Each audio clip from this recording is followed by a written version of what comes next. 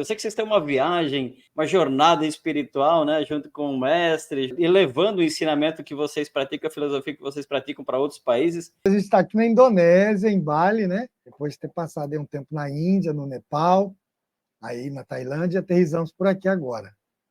E a gente está numa missão, né? Nosso mestre passou para a gente de levar a meditação, as meditações dele, principalmente, né? Para todos esses lugares que a gente tem ido.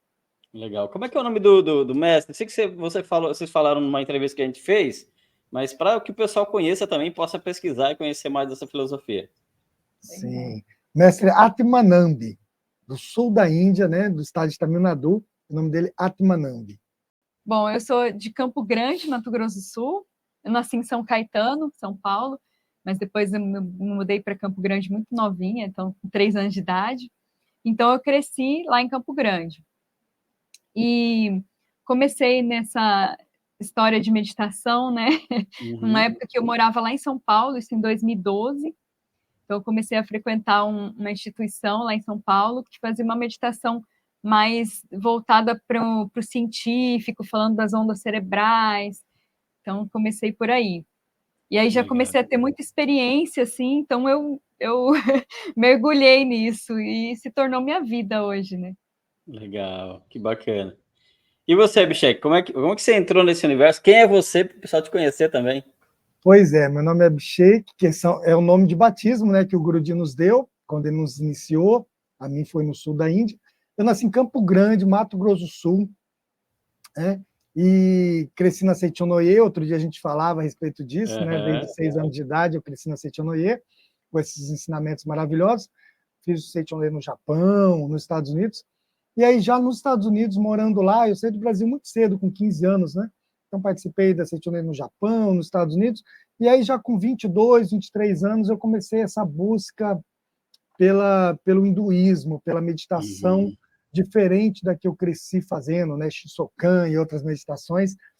Eu comecei a ler muito essa filosofia hindu, Krishnamurti, Osho, todos esses pensadores. E aí, me deu vontade para a Índia. E aí eu falo que eu me aposentei do mundo, né? Me aposentei sem dinheiro e sem o INSS, mas com 24 anos eu fui para a Índia e fiquei 3 anos na Índia mergulhando na meditação, querendo aprender várias formas. Não queria nada de mestre, queria só aprender, né? Mas naquela época eu não queria mestre.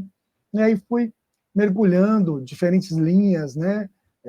Osho, o Himalaia todo, e a Oneness, e depois conheci o nosso mestre Atmanambi Guruji em 2014, depois de 12 anos aí de Índia, buscando na Índia. Que é interessante essa história, porque nós no Ocidente não temos muita cultura do mestre, né, do maestro, como fala em espanhol aqui, né?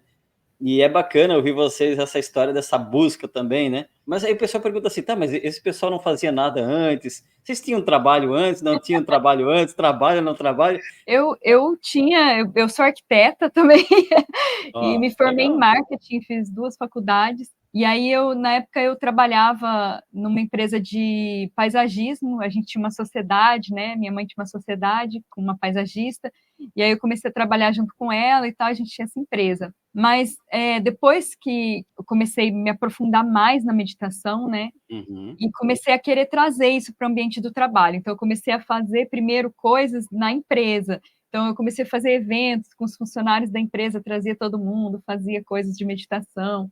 Na empresa dos meus pais também. E aí eu comecei a perguntar para o mestre como que eu podia fazer para começar a passar esse conhecimento, né? E conseguir que outras pessoas tenham essa experiência da meditação.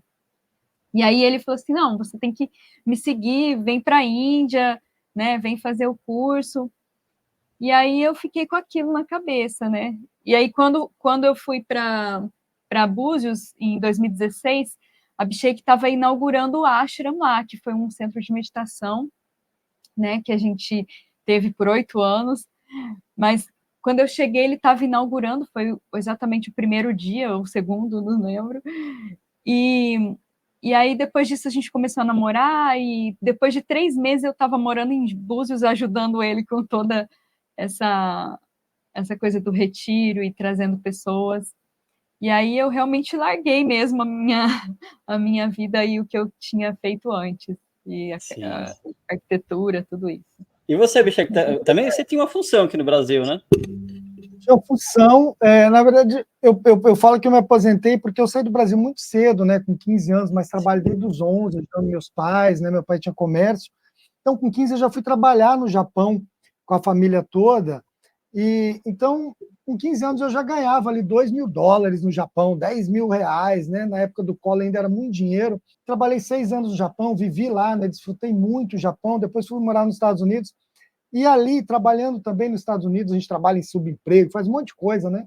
Eu percebi que eu já tinha experienciado bastante o que era ganhar dinheiro, o que era comprar coisas eletrônicas, coisas modernas no Japão, o sonho americano, né? Eu fiquei 3 anos nos Estados Unidos também, morando na Flórida, mas eu percebi que aquilo, apesar de uma vida muito boa, estava assim, tipo, eu até brinco, não é bom falar isso, estava bom demais, estava tudo muito certinho, mas eu percebi que as pessoas ao meu redor não estavam felizes, né?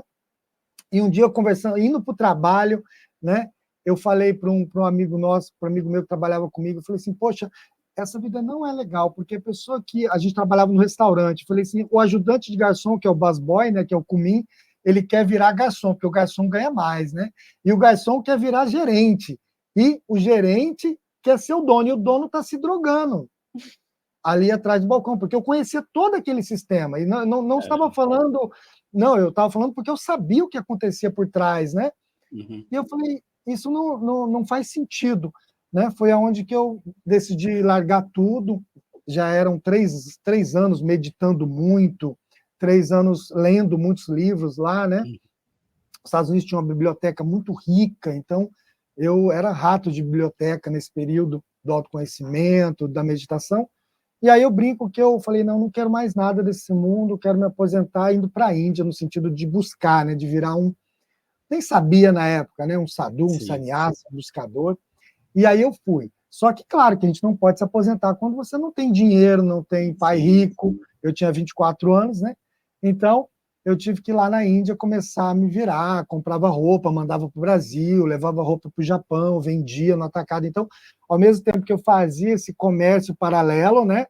E exportava, e decoração, essas coisas. Uhum.